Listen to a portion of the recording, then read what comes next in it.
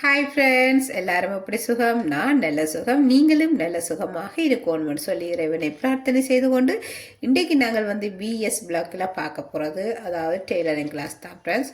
பேசிக்லேருந்து ஒவ்வொரு பகுதியாக பார்த்து கொண்டு வரோம். அந்த வகையில் இன்றைக்கு நாங்கள் பார்க்க போகிறது ஷட்டின் ஸ்டிச். மிகவும் இலகுவான மெத்தடில் எப்படி நாங்கள் இது தைக்கலாம்னு சொல்லி பார்க்க போகிறோம். இந்த தையல் எங்கெங்கே பாவிப்போம்னு பார்த்தால், நாங்கள் பூவுக்கு போடுறதுக்கு நாங்கள் பாவிப்போம். அதே நேரம் சாரி ப்ளவுஸ்களுக்கும் பூவுக்கு போடுறதுக்கு நோமலாக இது ஒரு அலங்கார தையல்னு தான் சொல்ல வேணும்.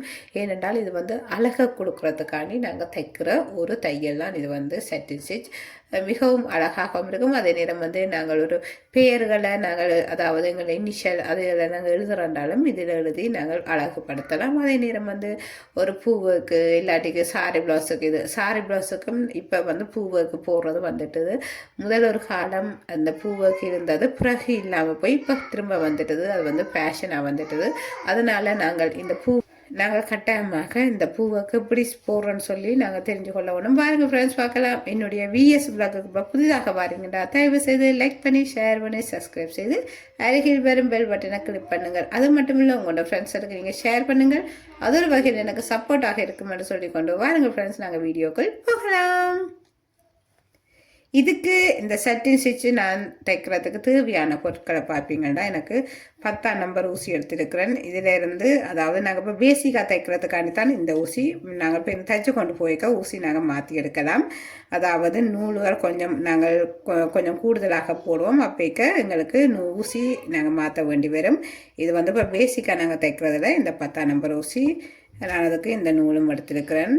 வாருங்கள் ஃப்ரெண்ட்ஸ், பார்க்கலாம் நாங்கள் இப்படி தைக்க போகிறோம்ண்டு. இதை நான் லைனிங் கிளாத் எடுத்துருக்கிறேன். அதாவது கேன்வாஷும் நான் எடுத்துருக்கிறேன். இதை நீங்கள் அயனிங் பண்ணி போட்டு எடுங்கள். இப்போ பாருங்கள் ஃப்ரெண்ட்ஸ், நாங்கள் தைக்கலாம் எப்படின்னு சொல்லி பார்ப்போம். இதில் முதல் நீங்கள் உங்களுக்கு என்ன டிசைன் நீங்கள் போட போகிறீங்களோ அதை நீங்கள் இதில் எழுதுங்கள். இப்போ அதாவது பிஎஸ் என்று எழுத போகிறேன். அதாவது சின்ன நாகத்தான் நான் எழுத போகிறேன். பெருசாக எழுதையில் சின்ன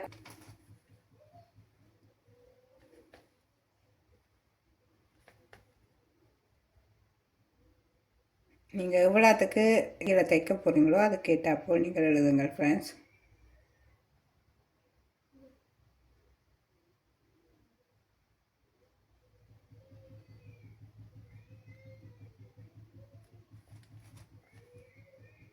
அதாவது நான் சின்ன குட்டியாக எழுதியிருக்கிறேன். விஎஸ் என்று நான் எழுதியிருக்கிறேன். இதை நாங்கள் இனி எப்படி தைக்கலாம்னு தான் பார்க்க போகிறோம். அதாவது இது அடியில், அதாவது இந்த நூலின் அடிப்பகுதியில் நான் நோட் போட்டிருக்கிறேன். இதில் இந்த கேன்வாஷும் நாங்கள் வச்சபடியாக நல்ல ஒரு ஃபிட்டாக இருக்கும். அதுக்காண்டி தான் இந்த கேன்வாஷ் வச்சு நான் இதில் நாங்கள் இனி தைக்கலாம். பாருங்கள். இப்போ நாங்கள் முதல் அதாவது இப்போ நாங்கள் பேக் ஸ்டிச் முதல் நாங்கள் போடணும். அதாவது சுற்றி வர நாங்கள் பேக் ஸ்டிச் போட்டு நாங்கள் தைக்க வேணும். நல்ல சின்ன சின்னனாக தையுங்கள் ஃப்ரெண்ட்ஸ். நான் இதில் கொஞ்சம் பெருசாக காட்டுறேன். நீங்கள் சின்ன சின்னனாகவே இந்த பேக் ஸ்டிச்சை நீங்கள் தைச்சு கொண்டு போங்க.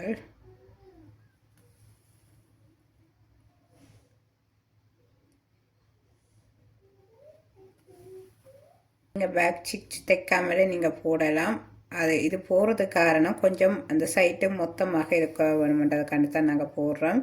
அதே நேரம் நீட்டாக இருக்குமென்று சொல்லி தான் இந்த பேக் ஸ்டிச் போடுறோம். இது நீங்கள் போடாமலும் தைக்கலாம்.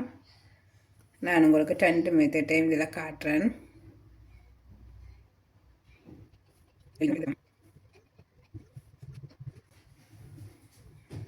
இப்போ நார்மலாக நாங்கள் கச்சிப்புக்கு, அதே நேரம் தலகணி உரை எல்லாவற்றுக்குமே இந்த ஒர்க் நாங்கள் பாவிப்போம். கூட குழந்தை பிள்ளைகள தலானிகளுக்கெல்லாம் இந்த பூ ஒர்க் செய்வினம். உண்மையில் மிகவும் அழகாக இருக்கும். அதனால் நீங்களும் தைச்சு பழகுங்கள். ஏனென்றால் எங்களுக்கு இப்போ ஓடருக்கு விரைக்க கேட்பினம், ஒரு சில பேர் கேட்பினம். அப்போக்க நாங்கள் எங்களுக்கு தைக்க தெரியாண்டு நாங்கள் சொல்லி நிற்காமல் நாங்கள் தைச்சு பழகிறது நல்லது ஃப்ரெண்ட்ஸ். இது நான் உள்ளாளால் இப்போ அதாவது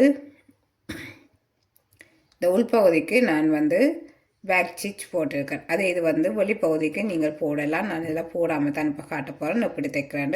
அதாவது போடாமலும் தைக்கலாம்னு சொல்லித்தான் இதில் நான் காட்டுறேன். இதில் நாங்கள் 2 பகுதிக்கும் நாங்கள் இப்படி நூலை எடுத்துக்கொண்டு போகணும், மாற்றி மாற்றி தைச்சு கொண்டு போகணும்.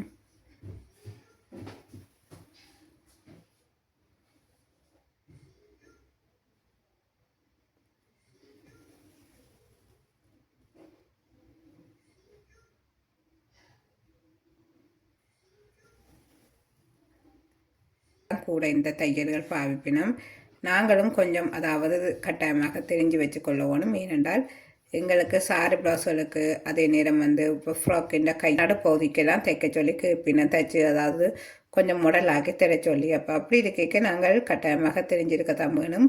இப்போ ஆரிவுக்கு பழகிறவ மட்டும்தான் தெரிய வேணும்னு சொல்லி நாங்கள் அப்படி இருக்காமல் நாங்களும் அதாவது தையல் தொழிலாண்டு வந்துட்டால் நாங்கள் இதுகளெல்லாம் கட்டாயமாக தெரிஞ்சு வச்சுருக்க வேணும்.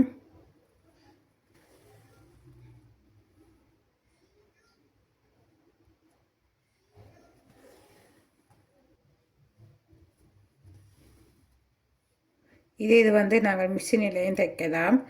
நான் உங்களுக்கு புறவெல்லாம் காட்டித்தலாம் மிஷினில் இப்படி நாங்கள் தைக்கலாம்னு சொல்லி. இது வந்து இப்போ கையால் தைக்கிறது. இது சின்ன சின்ன பூவுக்கள் எல்லாம் நாங்கள் போடிக்க இன்னும் அழகாக இருக்கும். இதில் அதாவது சாரி ப்ளவுஸுக்கு அந்த நெக்குக்கு அதே நேரம் வந்து கை தைக்கிற அந்த பகுதிகளுக்கெல்லாம் இந்த பூவுக்கு செய்வார்கள். இப்போ நிறைய பேர் அதெல்லாம் கேட்குறார்கள். கூட இளம் பெண்கள் எல்லாம் அந்த டிசைன் தான் கேட்குறீங்க. அப்போ நான் வந்து அவர்களுக்கு அவருக்கு கேட்குற அந்த டிசைனுகளை நான் தைச்சி கொடுக்குறது. அதே மாதிரி ஃப்ரெண்ட்ஸ் அதாவது உங்களுக்கு ஓர்டருக்கு வார உடுப்புகளுக்கு நீங்கள் தைச்சி கொடுங்க ஃப்ரெண்ட்ஸ். அவர்கள் கேட்குற அந்த மாடல்களை தைச்சி கொடுங்கள். எல்லாட்டிக்கும் எங்களுக்கு வந்து அந்த ஓர்டர்கள் வந்து விலகி போக பார்க்கும். அதனால் நாங்கள் எல்லாம் தெரிஞ்சு வச்சுக்கொள்வது நல்லது ஃப்ரெண்ட்ஸ். அதனால தான் நான் இன்றைக்கு உங்களுக்கு இந்த கிளாஸையும் கையோட சொல்லித்தரேன். ஏனென்றால் நாங்கள் எல்லாமே தெரிஞ்சு வச்சுக்கொள்ள வேணும். எங்களுக்கு இதுதான் தெரிய வேணும், இது தெரியக்கூடாதுன்னு சொல்லி நாங்கள் நினைக்காமல் எல்லாவற்றையும் நாங்கள் கொஞ்சம் கொஞ்சம் பழகி வச்சுக்கிறது நல்லது ஃப்ரெண்ட்ஸ். அதாவது கேட்கும்போது நாங்கள் அதாவது போடுறதுக்கு துக்கத்தக்கனையான ஒரு நிலையில் நாங்கள் இருக்கணும். 100க்கு 100% தெரிய வேணுமென்று இல்லை, ஆனால் எங்களுக்கு தெரிஞ்சு வச்சுக்கொள்ள வேணும். தெரியான்னு சொல்லாமல் நாங்கள் கட்டு வச்சுக்கொள்ளணும், அவ்வளோதான். இப்போ எங்களுக்கு ஓர்டர் விரைக்க நாங்கள் அந்த டைம் போய் நின்று நாங்கள் இதை கற்றுக்கொள்ள வேணும்னா கஷ்டமாக இருக்கும் எங்களுக்கு. அதே நேரம் வந்து நாங்கள் இப்போ பேசிக்லேருந்து இந்த டெய்லரிங் கிளாஸ் நாங்கள் படித்து கொண்டு போய்க்க நாங்கள் இதை கற்று போட்டு போகிறது எங்களுக்கு ஈஸியாக இருக்கும்.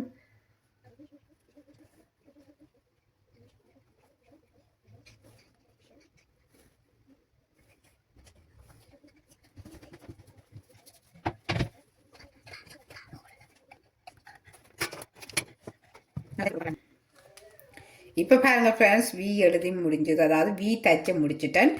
பின்னுக்கு இப்படித்தான் இருக்கும். அடுத்ததாக எஸ் தைக்க வேணும்.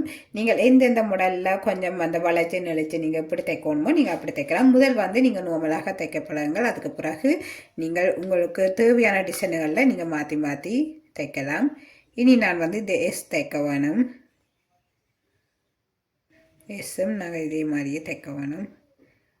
மிகவும் அழகாக இருக்கும் ஃப்ரெண்ட்ஸ்.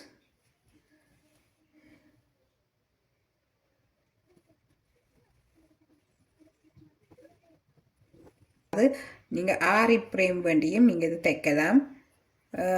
அதாவது சின்ன பிரேமாக வேண்டி போட்டும் நீங்கள் தைக்கலாம். மீனண்டா கட்டாயமாக நாங்கள் ஆரி பிரேம் வேண்டி வச்சுக்கிறோம். நல்ல மீனண்டா இந்த மாடல்கள் எல்லாம் நாங்கள் தைக்கும்போது எங்களுக்கு ஆரி பிரேம் வேண்டாம் குயிக்காக நாங்கள் தைச்சி முடிச்சிடலாம். இல்லாட்டி கொஞ்சம் கஷ்டமாகத்தான் இருக்கும் ஃப்ரெண்ட்ஸ் இதை தைச்சி முடிக்க. அதாவது நீட்டாக வரும். நார்மலாக நாங்கள் பேக் ஸ்டிச் போட்டுட்டு தைக்கலாம், ஆனால் போடாமலும் தைக்கலாம். இதில் நான் 2 மெத்தட் தான் நான் இதில் காட்டுறேன். நாங்கள் பேக் ஸ்டிச் நாங்கள் போட்டு தைக்கும்போது அந்த சைட்டெல்லாம் நல்லா ஃபிட்டாக இருக்கும், நல்லா நீட்டாகவும் இருக்கும். அதே நேரம் வந்து இதுவும் நீட்டாகத்தான் இருக்கும். ஆனால் என்ன இந்த சைட்டுகள் எல்லாம் கொஞ்சம் மொத்தமாக வராது. இப்போ நாங்கள் அதே நேரம் வந்து பேக் ஸ்டிச் நாங்கள் போட்டுட்டு நாங்கள் தைக்கும்போது நல்லா மொத்தமாக இருக்கும். அதே நேரம் வந்து நாங்கள் மிஷினில் போடும்போது நாங்கள் பேக் ஸ்டிச் போடாமல் தான் நாங்கள் கூட தைப்போம். அப்போ அதனால் நீங்கள் தைக்கிறத நல்ல நீட்டாக நல்லா டார்க்காக நீங்கள் தைச்சிங்கன்னா, அதாவது இடைவெளி இல்லாமல் நீங்கள் தைச்செடுக்கணும். அதுதான் ஃப்ரெண்ட்ஸ் இங்கே முக்கியம். இடைவெளி இல்லாமல் நீங்கள் தைக்கணும். ஓகே ஃப்ரெண்ட்ஸ், நாங்கள் தைச்சிட்டு பார்க்கலாம். இனி இப்போ பாருங்க ஃப்ரெண்ட்ஸ் தைச்சு முடிஞ்சது. தைச்சு முடிஞ்ச பிறகு நாங்கள் இனி வந்து பின்னுக்கு கொண்டு போய் நோட் போட வேணும். இது நீங்கள் இன்னும் கொஞ்சம் வளைச்சு கொண்டு வரண்டாலும் கொண்டு வரலாம், நோம்பலாக அப்படி விட்டுண்டாலும் விடலாம், அதுவும் கொண்ட விருப்பம். வந்து அதாவது இந்த நூலை பின்னுக்கு கொண்டு எல்லாம் நான் வந்து அதாவது நோட் போட போகிறேன்.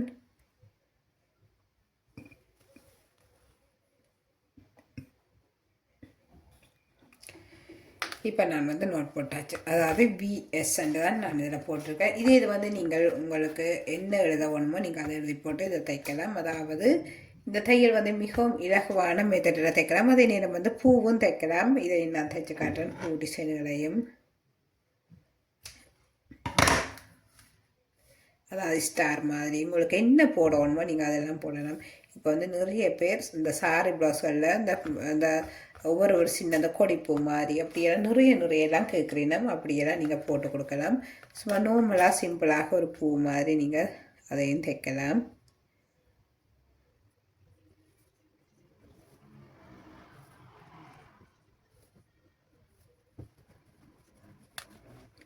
பார்க்கலாம்.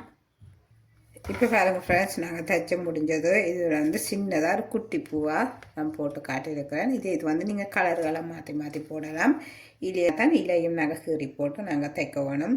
அதுவும் மிகவும் இலகுவானதாக இருக்கும். நீங்கள் ட்ரை பண்ணி பாருங்கள் ஃப்ரெண்ட்ஸ். அதாவது கட்டாயமாக இது எங்களுக்கு கொஞ்சமாவது நாங்கள் தைச்சு பழகி வச்சுருக்கணும். ஏனென்றால் எங்களுக்கு ஆர்டர் வரும்போது நாங்கள் இது தைச்சு கொடுக்கணும். அப்போ அதனால் இப்போ தையல் சம்மந்தப்பட்ட விஷயங்களை நாங்கள் கொஞ்சம் தெரிஞ்சு கொள்ளுறது நல்லது ஃப்ரெண்ட்ஸ். ஓகே ஃப்ரெண்ட்ஸ், நாங்கள் வந்து இதை ஃபிட் பண்ணுவோம். இப்போ நாங்கள் தைச்சு முடிஞ்சது எங்கள்கிட்ட டெய்லரிங் காப்பியில் நாங்கள் ஃபிட் பண்ணுவோம்.